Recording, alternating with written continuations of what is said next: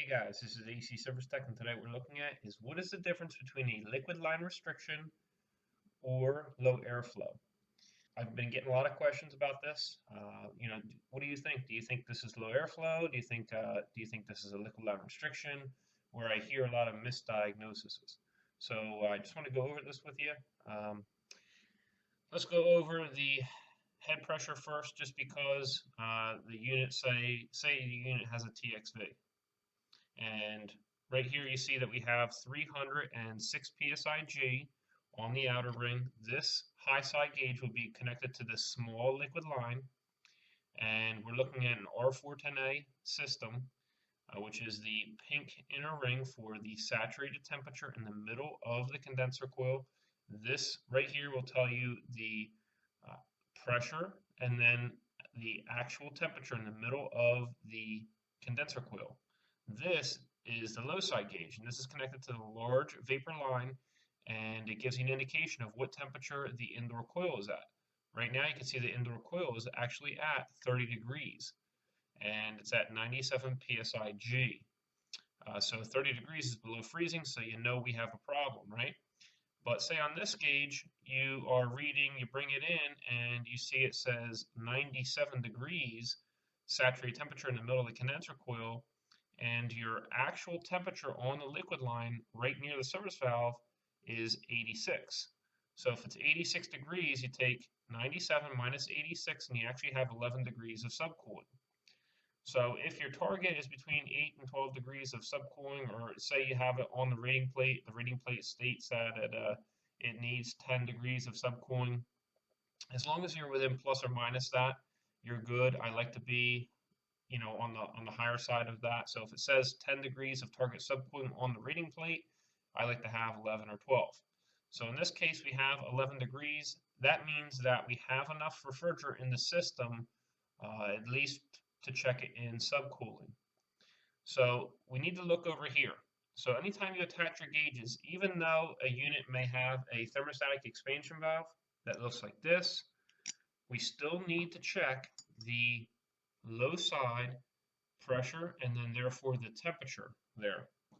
If it's below freezing, then it could be possibly low airflow or a liquid line restriction. The thing is, we have the correct subcooling, so if we're going to check the refrigerant charge with subcooling, because we have a thermostatic expansion valve as a metering device in front of the evaporator coil, then we know that we have a problem with the airflow or liquid line restriction and not with the refrigerant charge. See, if we added refrigerant right now, what's going to happen is we're just going to have this needle is going to go higher, and our actual temperature on the liquid line will go lower. So let me just show you what would happen if you were at this point right now and you added refrigerant. When you add refrigerant, you'd be adding it into the low side. You'd be taking the liquid from the R410A bottle and you'd be metering it into the low side a little at a time, allowing it to phase change into a vapor. Okay, so say we added the refrigerant and now we're at 320 psi on the high side gauge. You bring it in and it's about 100.5 degrees saturated temperature in the middle of the condenser coil, and this side doesn't end up budging. If that's what's happening, once again, we want to look for low airflow or liquid line restriction, and then after the fact, you're actually going to have to recover the refrigerant out if you do find that it's just low airflow. If it's a liquid line restriction, you're going to have to end up opening the system in order to fix that anyway. And at that point, you can recover the refrigerant before you end up finding what the liquid line restriction could be. The liquid line restriction could be the thermostatic expansion valve itself, such as maybe the bulb lost the refrigerant out of it, or maybe it's a strainer tube, such as this right here, or it could be the filter dryer or distributor tubes. So you have a liquid line restriction somewhere, so you have to open up the system. In order to do that, you have to pump the outdoor unit down or recover the refrigerant in order to open up the system. But anyway, right now, just say you had 321 psi, you brought that into 105 degrees saturated state in the middle of the outdoor coil, and say maybe the actual temperature went up a degree. Say it went up to 87 degrees. So you have 100.5 minus 87 degrees and you have 13.5 degrees of subcooling. That's what would continue to happen if you keep adding refrigerant into the low side. What's going to happen is the only place for the system to store all this extra refrigerant is in the condenser coil as a subcooled liquid. So that amount gathers and gathers in the outdoor coil. Your pressure goes up and your subcooling increases. So let's go ahead and look at the low side here. The way you determine whether you have a liquid line restriction or a low airflow problem is the superheat. Okay, so if the superheat, meaning that the temperature on the vapor line, if the actual temperature on the vapor line was, say, 33 degrees right here, and you had an actual temperature of 30 degrees, you take 33 degrees minus the 30, which you're found right here, and that leaves you with 3 degrees of superheat. If you have a very low superheat, then what that means is you have plenty of refrigerant in the indoor coil. Plenty of refrigerant that's getting in there. The problem is there's no heat on the evaporator coil. There's no heat on the coil because there's no airflow. So if you reduce the airflow, what's going to happen is this saturated state doesn't get to completely turn into a superheated vapor, or if it does, it's going to only have a small amount of superheat, and then what happens is it ends up freezing up the coil because the coil is lower than 32 degrees. So anytime you see these low pressures, especially on a system that has a thermostatic expansion valve that looks like this, that will be an indication of the low airflow when you have a low superheat. If you have a high superheat, then that means you have no problem with the airflow. That means you have plenty of heat going across the coil. That means you have plenty of that conditioned air from the building going through the coil, but you're lacking refrigerant. So say your superheat reading was high. Say you had an actual temperature on the suction line of maybe 52 degrees. So you take 52 degrees minus 30 degrees, and you're left with 22 degrees of superheat.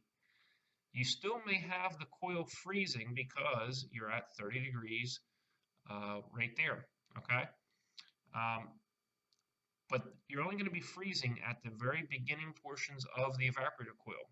Eventually that coil could freeze over and your superheat could go away, but at least if you just turned it on and it's the first 10 minutes, 10, 15 minutes of while it's running and you have a high superheat, but your coil saturated temperature is lower than 32 degrees, that means you have some type of liquid line restriction, or the thermostatic expansion valve is not allowing enough refrigerant into the evaporator coil in order to absorb the refrigerant.